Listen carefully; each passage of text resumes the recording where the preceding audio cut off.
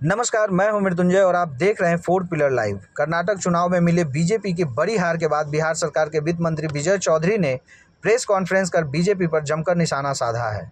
उन्होंने कहा है कि कर्नाटक चुनाव के नतीजे जैसे आ रहे हैं, उससे 2-3 बातें बिल्कुल स्पष्ट है।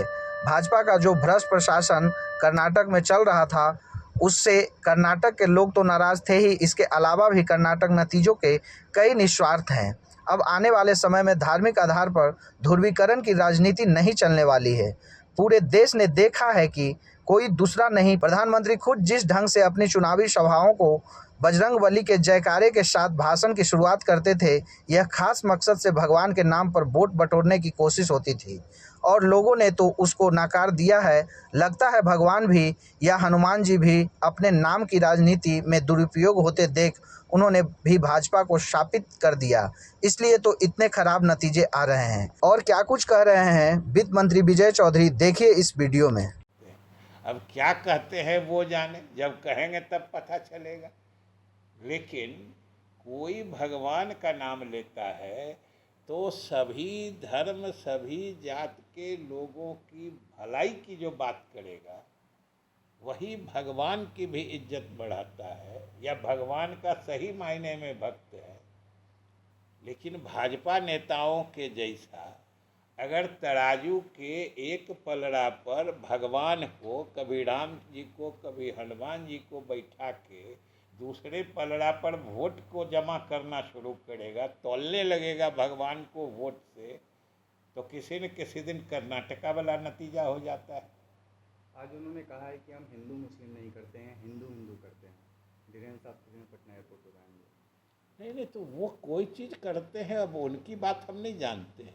हमने तो ये कहा है कि किसी धर्म में किसी दूसरे धर्मावलंबियों के विरुद्ध या उनसे नफरत करने की बात नहीं कही गई है।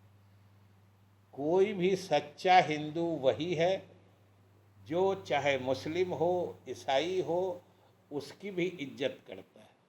किसी धर्म में नहीं बताया गया है। सारे धर्मों के मूल में है परोपकार, दूसरों की सेवा करिए, मदद करिए। सभी धर्मों का मूल यही है।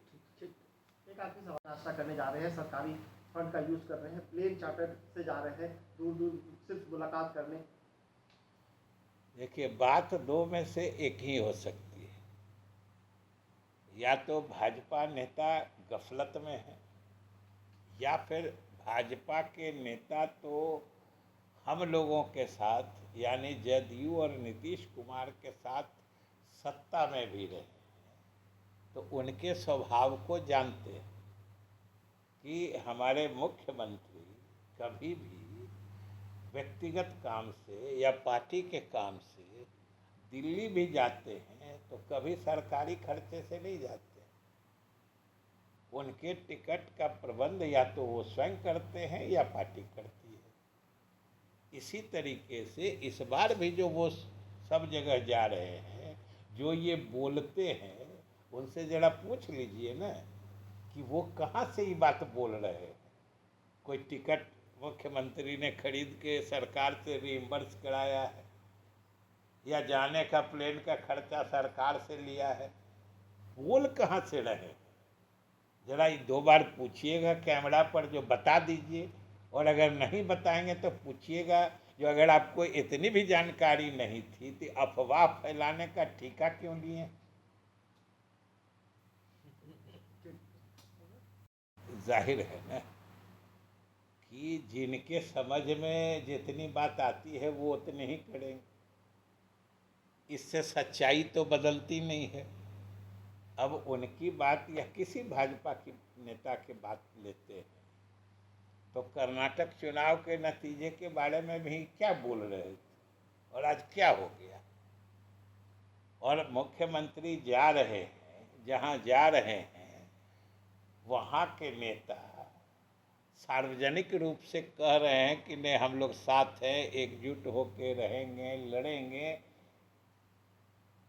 तो भाई, जिनका ध्यान ही चाय नाश्ता तक रहता है, जो राजनीति समझते नहीं है, वो कैसे इस बात को देख पाए?